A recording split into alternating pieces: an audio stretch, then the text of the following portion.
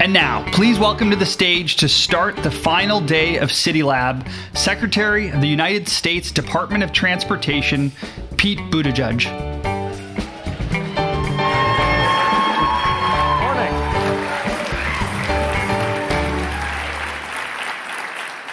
Good morning. Wow. Thank you for the coveted first thing in the morning on the last day of the conference slot. I have never spoken to a group at that time slot that is this energized, so you must have had a great convening so far.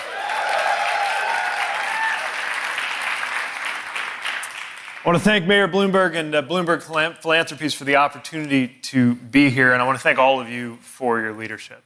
I was a mayor, as you might know, and back when I was mayor, I believed that local government was the most dynamic and indispensable level at which things get done. When I was a mayor, I believed that to be true. Now that I'm here in Washington, D.C., I know that to be true. On my way here, because my husband Chasten is traveling, I was on drop-off duty, and I was reflecting as I wrangled two twin toddlers into their daycare that parenting is the best and hardest thing you ever get to do. And for, in some ways, similar reasons, I think being a mayor is the best and hardest job in government because so much is at stake, because so much can get away from you, and because it's so rewarding when it goes well. I have the best job in the federal government, which is the opportunity to help shape and protect the means of transportation that get goods and people to where they need to be. But I think the main measure of our success will be whether through our work, your communities thrive. And that's why I'm so excited to be with you and was so pleased to hear about the work that you've been doing these last few days. I take great pride in the structure and the strategy of our grant programs, many of which you have benefited from. For the U.S. mayors who are here, we funded over 31,000 transportation projects and counting. And we're not even halfway through the infrastructure law's 5-year life.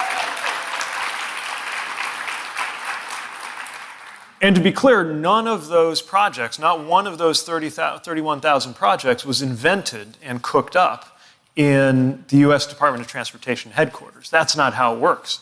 Our thought is that the ideas, the projects themselves don't come from Washington, but more of the funding should, more of the support should, and a strategy knitting them all together should, in the form of a national policy. And our national policy under President Biden's leadership is to make sure that we use transportation to enhance the things that are most important about how people and goods get to where they need to go.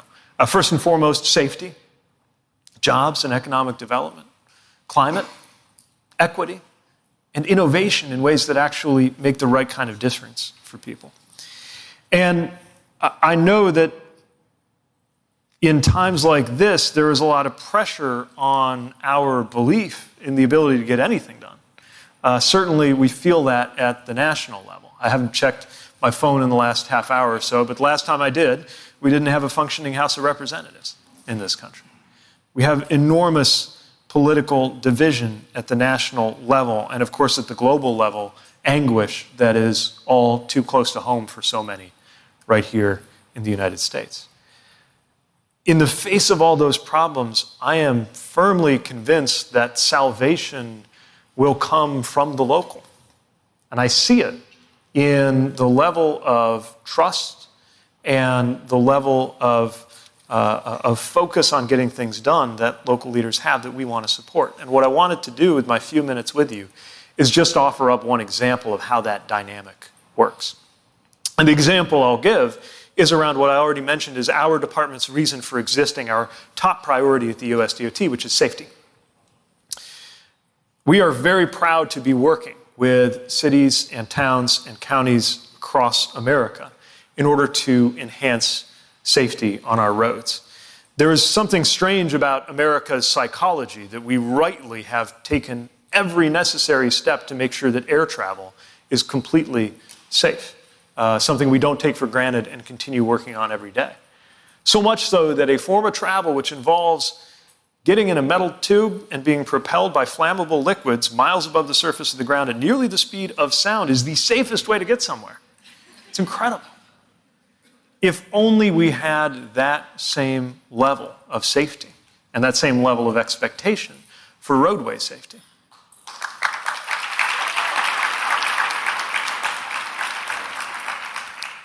We lose 40,000 people a year in the United States alone to roadway deaths. We lost somebody statistically in the time that I've been on this stage, a 737 full every day.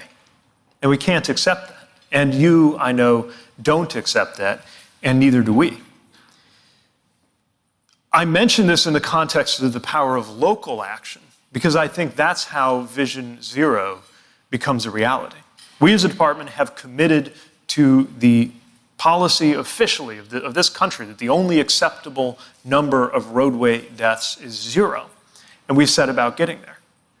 Many of you have long been champions and advocates of the Vision Zero mentality and strategy. But I will take this opportunity to confess to you that I thought twice and swallowed hard before embracing that goal. Not because it's not obviously a worthy goal, but because as a former mayor who used goals and the ability to set them and then relatively quickly reach them as a way to provide motivational power and political energy around our priorities, I wondered whether 0 seems so far off that there would be a risk of it being demotivating, that some people would scoff, and indeed some people have scoffed and said it's pie in the sky to talk about 0 deaths.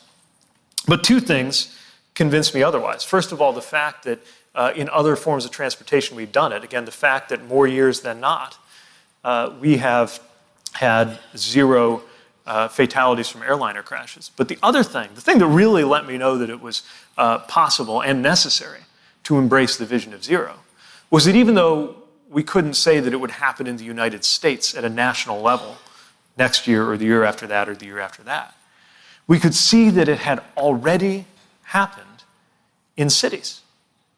Nordic cities, that some very large ones, like Oslo, that were able to attain at least 1 year with 0 deaths. But since people, especially of my political persuasion, famously point to examples from Nordics that may not be so applicable in the United States, American cities, Hoboken, Jersey City, Edina, Minnesota, Evanston, Illinois, sizable cities, not our nation's capital, admittedly, but sizable cities that actually saw 0 traffic deaths over the course of a year.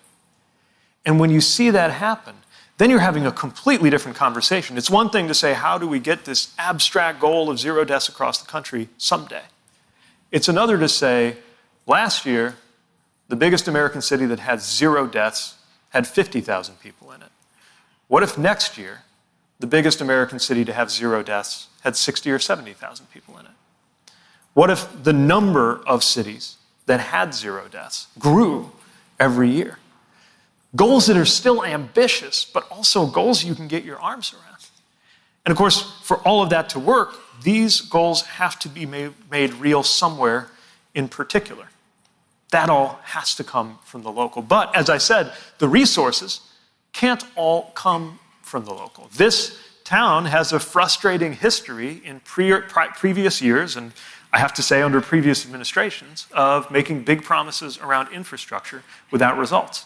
Obviously that changed. Another source of hope for me. The fact that almost exactly 2 years ago, we're coming up on the anniversary, President Biden signed the bipartisan infrastructure law in a season in which most people thought it was laughable that you could attain a bipartisan anything law besides perhaps a post office renaming. And we got $1 trillion infrastructure deal done in this country.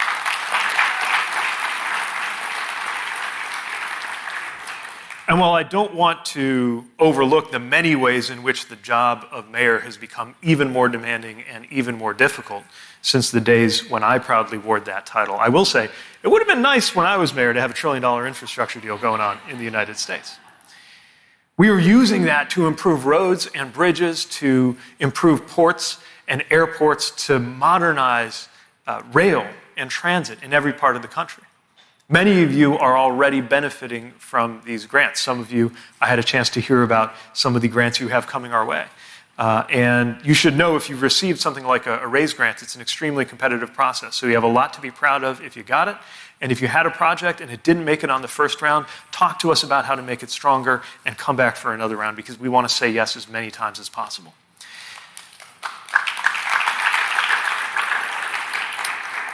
One of the programs where we've been able to say yes to hundreds of communities is Safe Streets for All, a program we're very proud of, where we are funding both implementation and planning.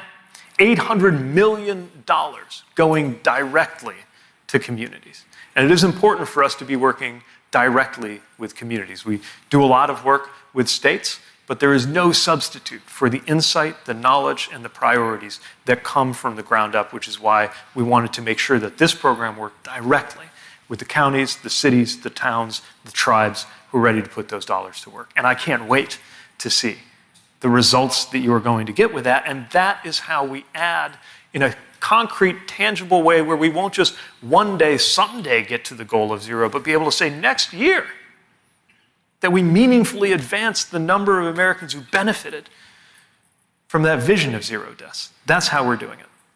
Literally putting our money where our mouth is and working side by side with you to help make it happen. So I just wanted to offer that up as an example, but that's just one example.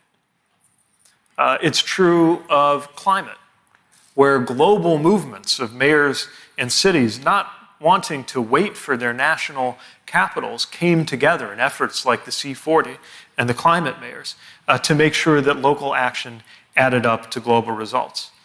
High-speed rail is an example where I believe what will really turn the corner is something that we are able to fund with the infrastructure law, which admittedly is not overnight a national high-speed rail network, because we got a lot of work to do to take care of what we've got, but enough funding to make sure that we see real high-speed rail somewhere in particular in America. I'm convinced that the more Americans actually experience it, even once, the more they will return to their hometowns and say, why can't we have nice things like this?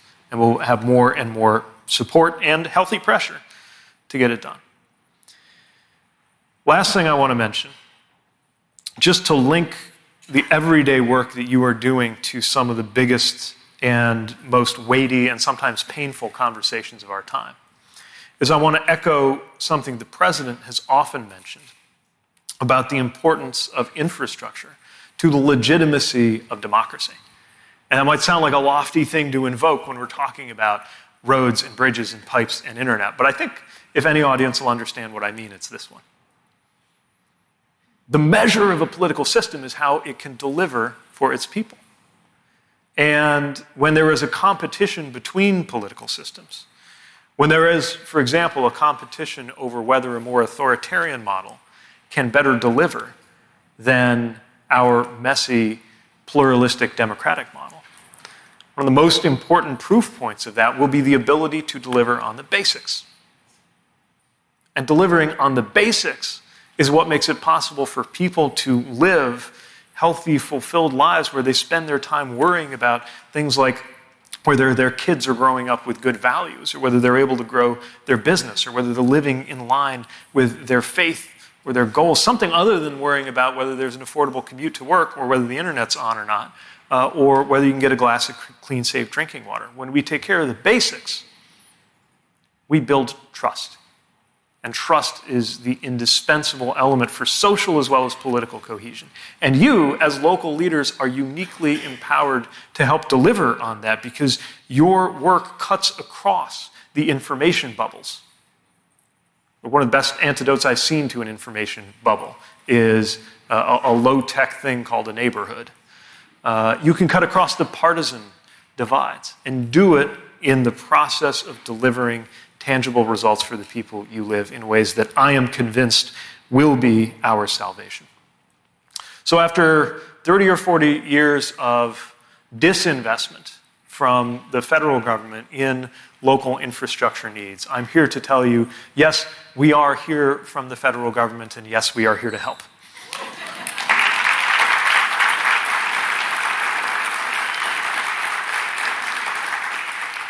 And as we approach I was speaking last night at the National History Museum, and I've recently learned a new word, semi-quincentennial. As we approach the 250th anniversary of this country, which is in 2026, questions will be asked about where we are in the trajectory of this nation. And as we ask those questions, everybody will understand that we've been through a rough decade or so, that leaders, and in particular local leaders, have so skillfully and gracefully managed, navigating everything from profound social and political divisions to a once-in-a-century pandemic shutting down societies. But I really believe by then, and that's not far off, that's the middle of this decade, we're going to be able to say that we are on a positive trajectory. And going a little further down the line, we'll be able to look back to the 2020s and say that we were able to come together and get big things done. But in that, so much will depend on what gets done at the local level.